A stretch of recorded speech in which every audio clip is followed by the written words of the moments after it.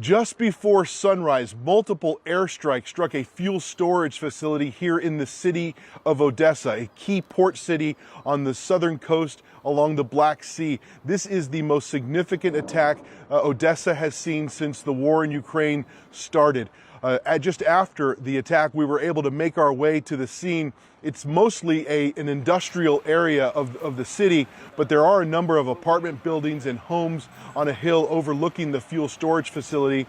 We spoke with several residents in that area who described the terrifying moments of the blast, windows being shattered, people scrambling to take cover in those initial moments as the fires and explosions continued to rage there just several hundred yards away from where they were standing. So terrifying moments here this morning. But what is also interesting in the residents that we spoke to, 3 different people tell us that they had been hearing reconnaissance drones flying over the area for several days, and many people had the belief that something bad was about to happen because of that.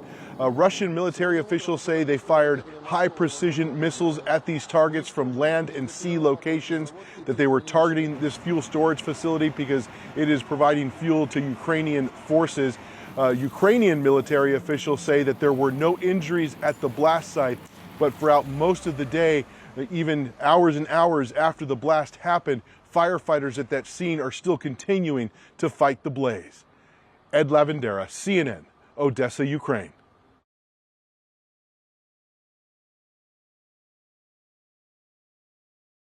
So I want to start with those horrific images and reports from Bucha. What is your reaction, and do you see evidence here of crimes against humanity?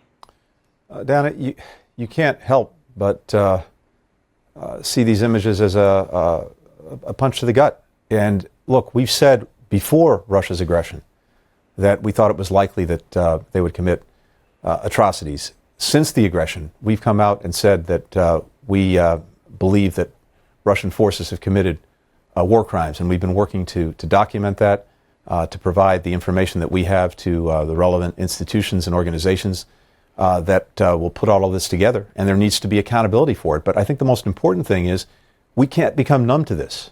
We can't normalize this. This is the reality of what's going on every single day as long as Russia's brutality against Ukraine continues. That's why it needs to come to an end. And the Ukrainian foreign minister said Russia aims to eliminate as many Ukrainians as they can. Beyond war crimes, do you see this as genocide? Look, we will look hard and document everything that we see, put it all together, make sure that the relevant institutions and organizations that are looking at this, including the State Department, have everything they need to assess exactly what took place in Ukraine, who's responsible, and what it amounts to.